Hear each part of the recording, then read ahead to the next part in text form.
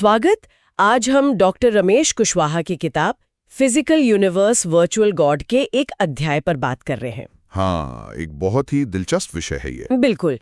इसमें एक सवाल उठाया गया है कि ये जो दुनिया हम अनुभव करते हैं, क्या ये वाकई वैसी ही है या ये हमारे दिमाग की बनाई हुई एक वर्चुअल तस्वीर है? सही। इसी आंतरिक आभासी ब्रह्मांड या वर्चुअल इनर यूनिवर्स को समझने की कोशिश है इस अध्याय में। तो ये वर्चुअल यूनिवर्स क्या है असल में? देखिए, किताब कहती है कि दो तरह के ब्रह्मांड हैं। एक तो बाहरी फिजिकल दुनिया, ठोस, सबके लिए एक जैसी, और दूसरी है हमारी अपनी अंदर की दुनिया, जो हम महसूस करते हैं। ये दिमाग बनाता है। ये वर्चुअल है, मतलब व्यक्तिपरक है। अच्छा, इसे शायद मेंटल यूनिवर्स भी कह सकते हैं? हाँ, कह सकते हैं, मानसिक ब्रह्मांड। और ये वर्चुअल शब्द आजकल तो बहुत सुनने में आता है। Virtual meetings, VR games. हाँ, कोविड के बाद तो ये शब्द जैसे रोजमर्रा का हिस्सा बन गया है ना? यहाँ की एक छवि बनती है। वो असल दुनिया नहीं है, उसकी एक वर्चुअल कॉपी है। ये तो काफी गहरा विचार है। तो मतलब हमारे अनुभव वर्चुअल हैं? हाँ, काफी हद तक। और सिर्फ दिमाग के अंदर ही नहीं, बाहर भी हम वर्चुअल चीजों से घिरे हैं। जैसे कहानियां या फिल्में। सोचिए, स्क्रीन पर जो दिखता है वो सचमुच तो होता नहीं। सही बात है। पर हमें हंसी आती है, रोना आता है, डर लगता है, असर तो असली होता है। हाँ, ये तो है। और आजकल का पैसा, ऑनलाइन ट्रांसफर, क्रेडिट कार्ड। बिल्कुल, वो भी वर्चुअल है। पेटीएम, ज़ेल, बिटकॉइन, ये सब वर्चुअल तरीके हैं, पर इनसे असली चीजें खरीदी बेची जाती हैं।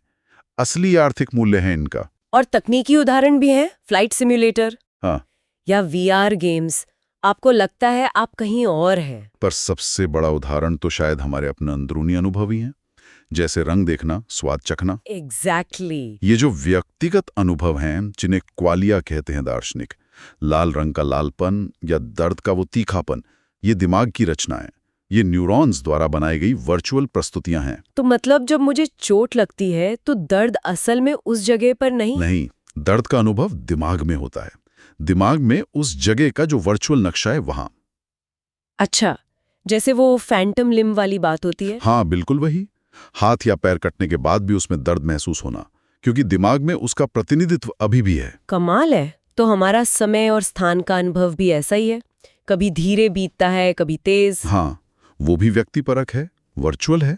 पर एक सवाल उठता है, अगर ये सब वर्चुअल है तो क्या ये असली नहीं है?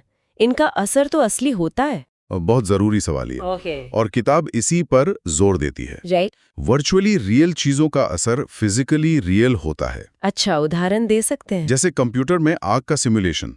वो आग वर्चुअली रियल है, गर्मी नहीं देगी, लेकिन उसे देखकर डर लगना या उससे कुछ सीखना, वो असर तो असली है ना? हाँ, बिल्कुल। तो बाहरी दुनिया फिजिकली रियल है, पर उसे जानने का हमारा तरीका वो दिमाग की बनाई वर्चुअल रियलिटी ही है। तो एक तरह से हमारा पूरा जो अनुभव जगत ही वर्चुअली रियल है।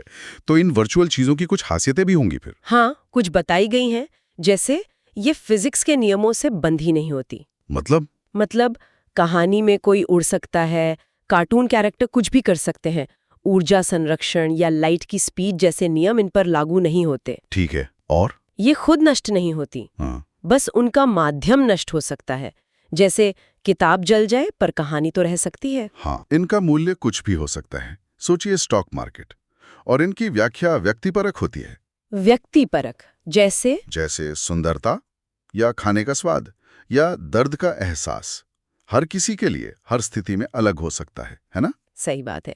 अच्छा, और ये वर्चुअल चीजें बनती कैसे हैं? किताब में एक वर्चुअलाइजेशन प्रक्रिया का जिक्र था। हाँ, उसके 3 हिस्से बताए हैं। एक विषय जिसकी नकल बन रही है, एक माध्यम जिस पर बन रही है, जैसे कागज, स्क्रीन या हमारे न्यूरॉन्स, और तीसरा एक सक्रिय एजेंट जो बना रहा है, जैसे लेखक या हमारा दिमाग।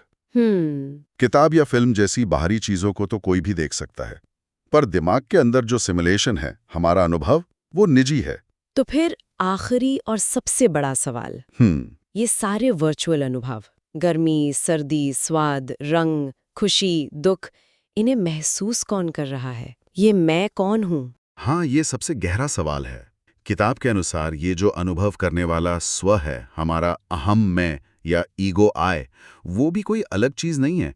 वो भी दिमाग के न्यूरॉन्स की जटिल क्रिया से ही पैदा होने वाला एक वर्चुअल निर्माण है। मतलब मैं भी वर्चुअल हूँ। एक तरह से हाँ, उसी प्रक्रिया का हिस्सा है जो बाकी अनुभव बना रही है। तो कुल मिलाकर डॉक्टर कुशवाहा कह रहे हैं कि जिसे हम अपना अनुभव या चेतना समझते हैं, वो काफी हद तक हमारे भौतिक दिमाग की एक लगातार चलने वाली वर्चुअल रचना है, बाहरी जानकारी के आधार पर। बिल्कुल।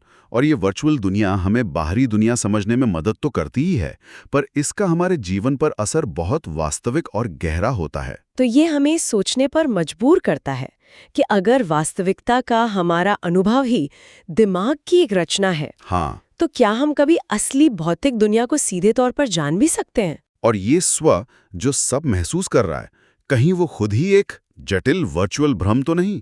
यकीनन सोचने के लिए बहुत कुछ है इसमें। बिल्कुल।